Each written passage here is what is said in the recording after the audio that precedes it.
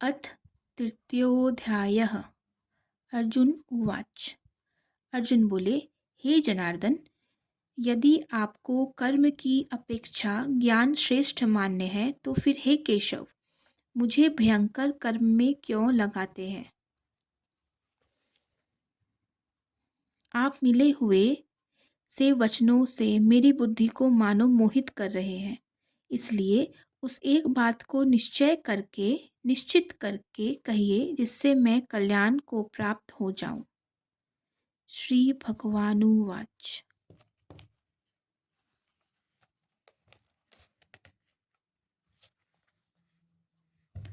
श्री भगवान बोले, हे निष्पाप, इस लोक में दो प्रकार की निष्ठा मेरे द्वारा पहले कही गई है। उनमें से सांख्य योगियों की निष्ठा तो ज्ञान योग से और योगियों की निष्ठा कर्म योग से होती है।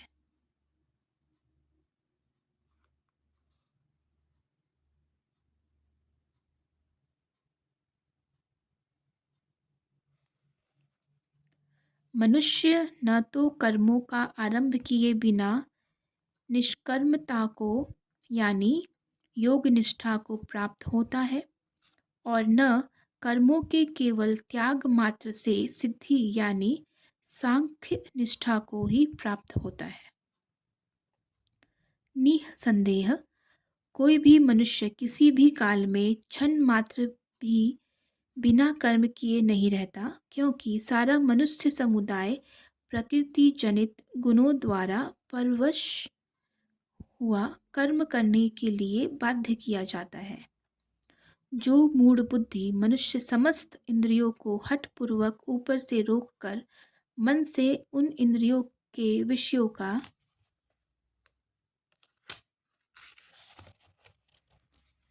चिंतन करता रहता है, वह मिथ्याचारी अर्थात दंभी कहा जाता है। किंतु हे अर्जुन, जो पुरुष मन से इंद्रियों को वश में करके अनासक्त हुआ समस्त इंद्रियों द्वारा कर्मयोग का आचरण करता है, वही श्रेष्ठ है।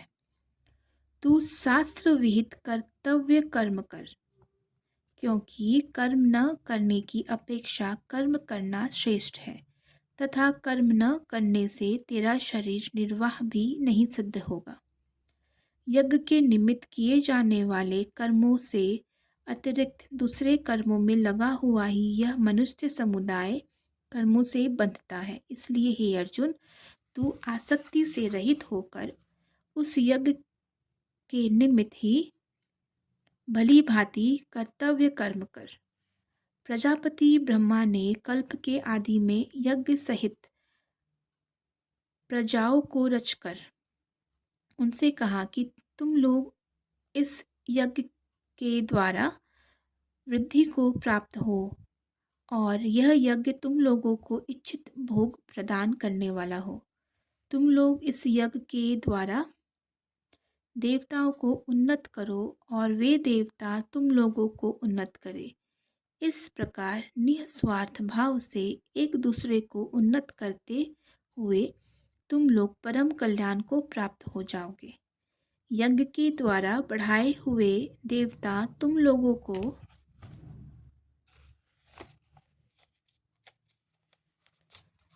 बिना मांगे ही इच्छित भोग निश्चय ही देते रहेंगे। इस प्रकार उन देवताओं के द्वारा दिए गए भोगों को जो पुरुष उनको बिना दिए स्वयं भोगता है, वह चोर ही है।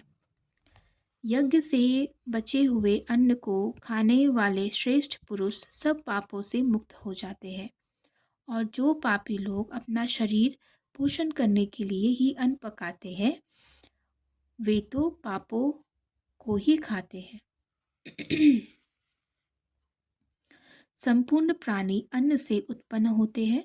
अन्न की उत्पत्ति वृष्टि से होती है, वृष्टि यज्ञ से होती है और यज्ञ विहित कर्मों से उत्पन्न होने वाला है।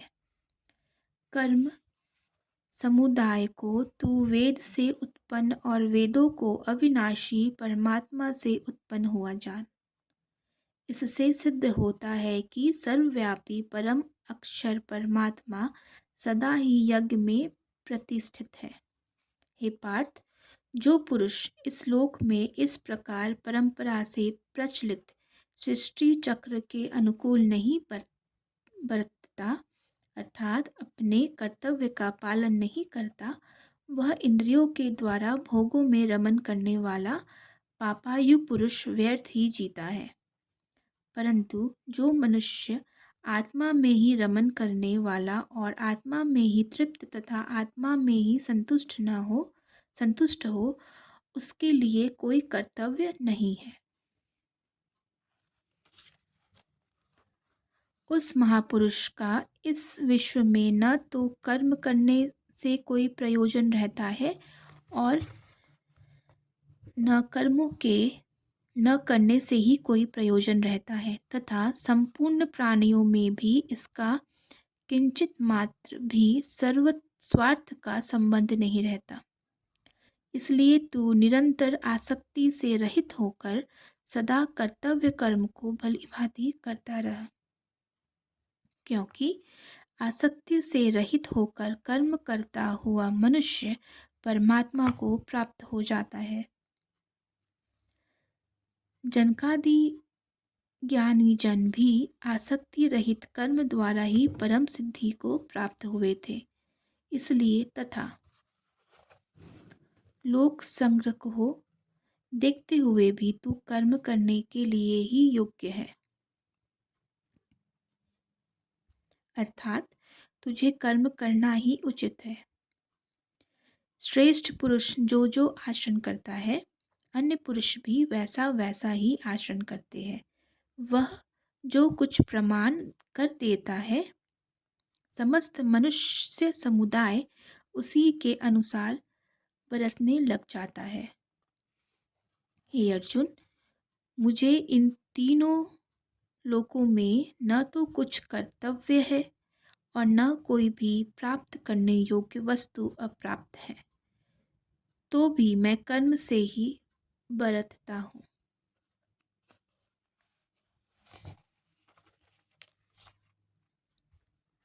क्योंकि हे पार्थ, यदि कदाचित मैं सावधान होकर कर्मों में न बरतूं तो बड़ी हानि हो जाए, क्योंकि मनुष्य सब प्रकार से मेरी ही मार्ग का अनुसरण करते हैं।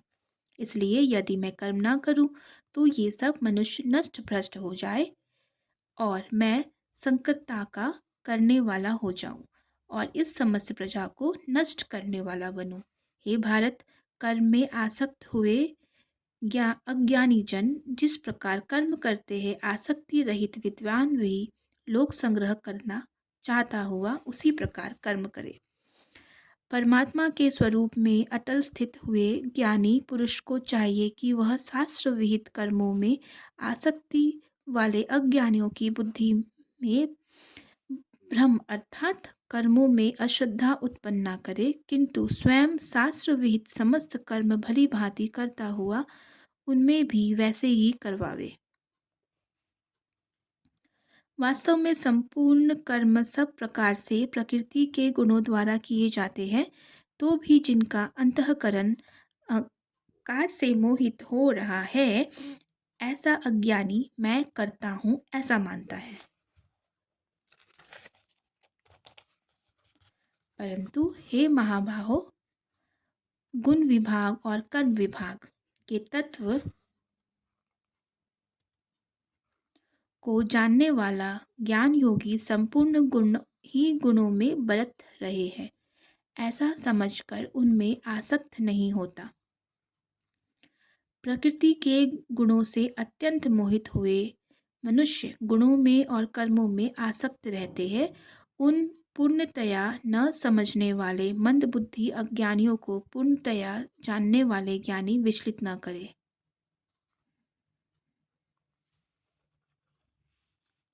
मुझ अंतर्यामी परमात्मा में लगे हुए चित्त द्वारा संपूर्ण कर्मों को मुझ में अर्पण करके आशा रहित, ममता रहित और संताप रहित होकर युद्ध कर। जो कोई मनुष्य दोष रहित से रहित और श्रद्धा युक्त होकर मेरे इस मत का सदा अनुसरण करते हैं, वे भी संपूर्ण कर्मों से छूट जाते हैं। परंतु जो मनुष्य मुझ में दोषारोपण करते हुए मेरे इस मत के अनुसार नहीं चलते हैं, उन मूर्खों को तू संपूर्ण ज्ञानों में मोहित और नष्ट हुए ही समझ। सभी प्राणी प्रकृति को प्राप्त होते हैं, अर्थात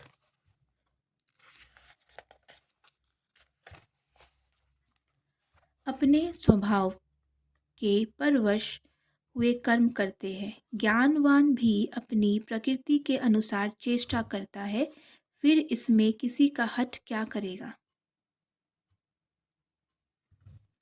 इंद्रिय इंद्रिय के अर्थ में अर्थात प्रत्येक इंद्रिय के विषय में राग और द्वेष छिपे हुए स्थित है। मनुष्य को उन दोनों के वश में नहीं होना चाहिए, क्योंकि वे दोनों ही इसके कल्याण मार्ग में विघ्न करने वाले महान शत्रु हैं।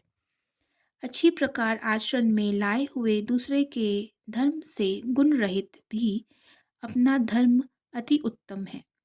अपने धर्म में तो मरना भी कल्याणकारक है और दूसरों का धर्म भय को देने वाला है। अर्जुन उवाच। अर्जुन बोले, हे कृष्ण, तो फिर यह मनुष्य स्वयं ना चाहता हुआ भी बलात् लगाए हुए की भांति किससे प्रेरित होकर पाप का आचरण करता है। श्री भगवान उवाच। श्री भगवान बोले, रजोगुण से उत्पन्न हुआ यह काम ही क्रोध है। यह बहुत खाने वाला अर्थात भोगों से कभी न अघाने वाला और बड़ा पापी है। इसको ही तू इस विषय में वैरी जान। जिस प्रकार धुएं से अग्नि और मैल से दर्पण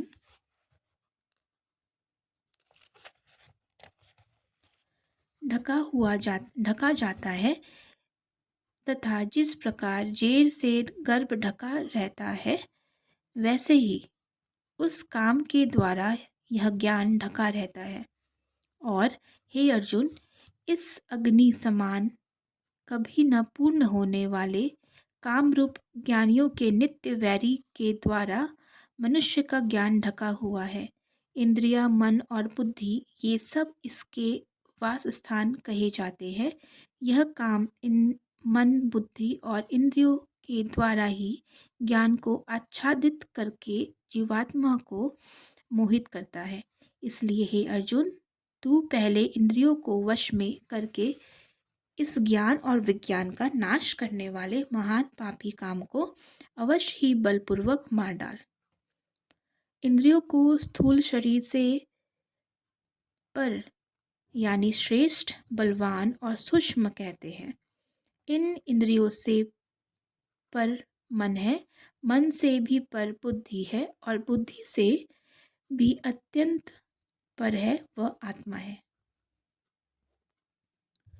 इस प्रकार बुद्धि से पर अर्थात सूक्ष्म, बलवान और अत्यंत श्रेष्ठ आत्मा को जानकर और बुद्धि के द्वारा मन को वश में करके हे महाभाहो, तू इस काम रूप दुर्जय शत्रु को मार डाल।